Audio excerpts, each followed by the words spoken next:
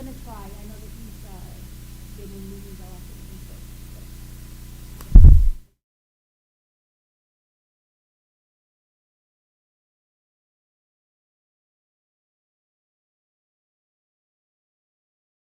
Order.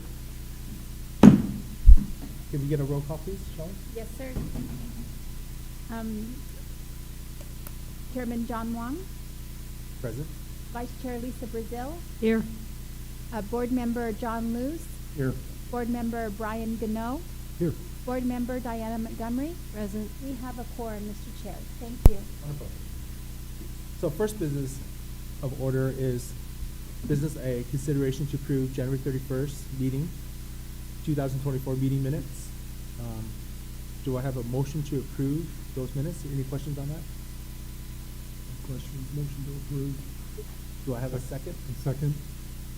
Motion to approve and approved. So second business of order is a public hearing and consideration of variance to reduce the required minimum setbacks for a new single-family home located at 519 East Cupri. Did I say that right? Cupri? Cupra. Cupri Street. APN 207-13052, case variance 224-01. Dana, what can you tell us about this?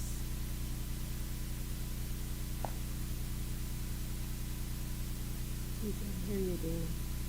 Dana. Jamie, you must be muted. My apologies, bad start.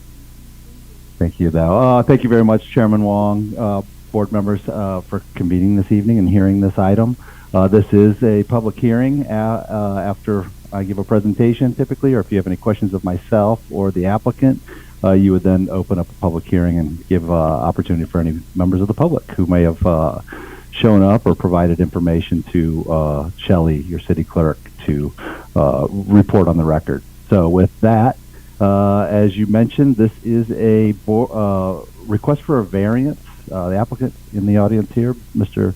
Bill Evans, is requesting he has purchased, and can you see my screen? Yes. Excellent. This parcel right here, which is about 3,050 square feet or something in the neighborhood of that area. This image that you see here of that parcel shows the house that was on that site. It was built around 1918 in that period, similar to the adjacent properties as well. Obviously, it's adjacent to, this would be public right-of-way over here.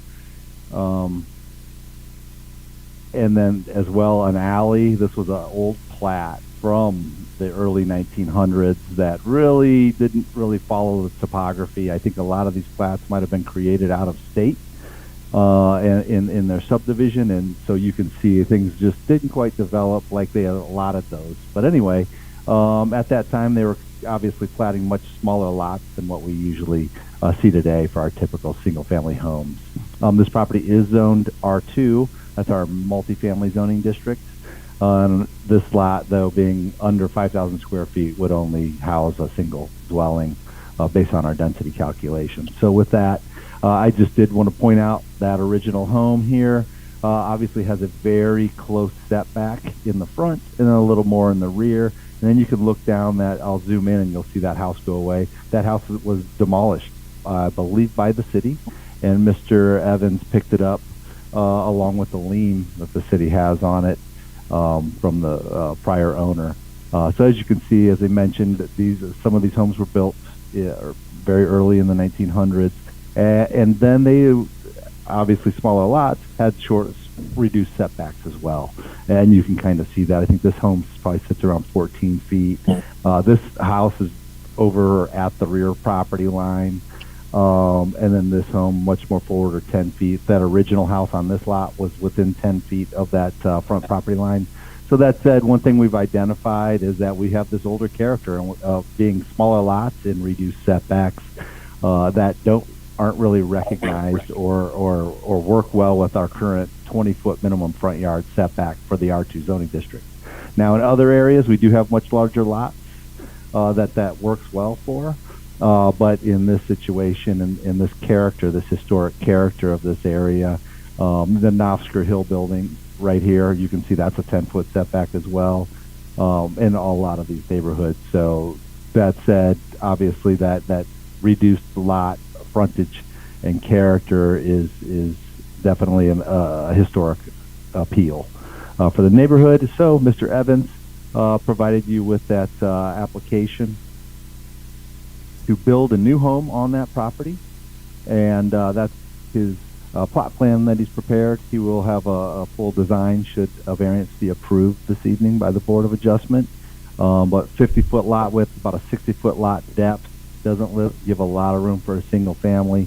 He is showing a 10-foot front setback and a 10-foot rear setback.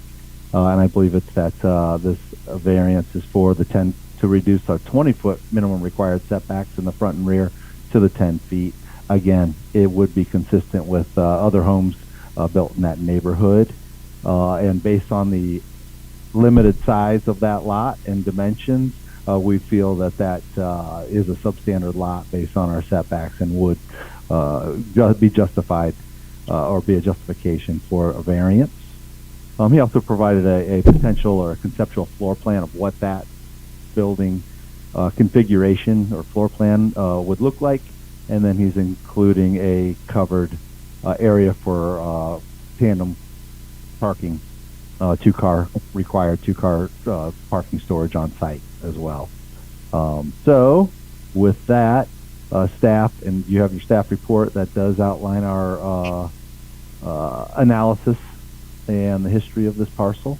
Staff is making those findings based on that limited lot configuration or lot size and dimension, and staff recommends you approve this request with the one condition that they do still maintain 2 off-street parking spaces on site. So with that, I'd be happy to respond to any questions you have. Dana, I do have a question. What home was there before? Was it a 3-bed, 2-bath? Great question. Let's take a look and see if county records still have that. And Bill, if you know what the condition of that property was prior. I do not. County records might not be working right now. Probably like 2 baths, 1, or Yeah. 2 bed, 1 bath. Yeah, Most I mean, people are like that back in it, the days. I live in the neighborhood, so it was a small destroyed house. I can't imagine it being 2 bathrooms. Right, I would agree with that. I think most of the Sorry, neighborhood I don't have any are 2 record. bedrooms and a bathroom.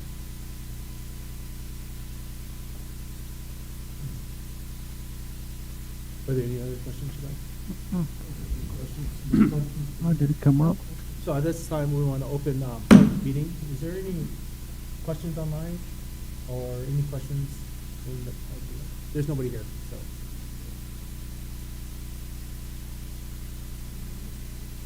So we should close the hearing. Danny, do you see anything?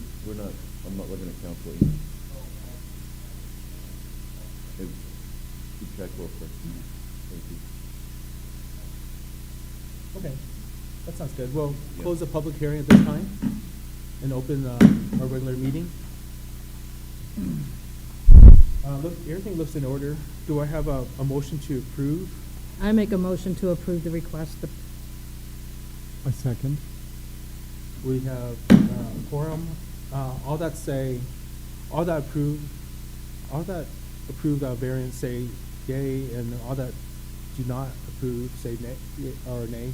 Sorry. Aye, yay. Yay. Yay.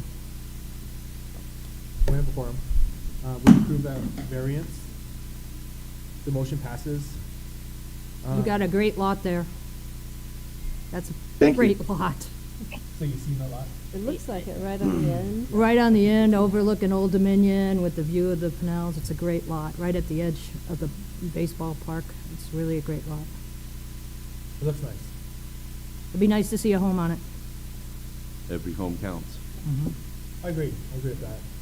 All right. If there's nothing else, a motion to adjourn this meeting? Motion is adjourned. Second it. So this meeting is adjourned? Thank you, guys. Thanks for coming.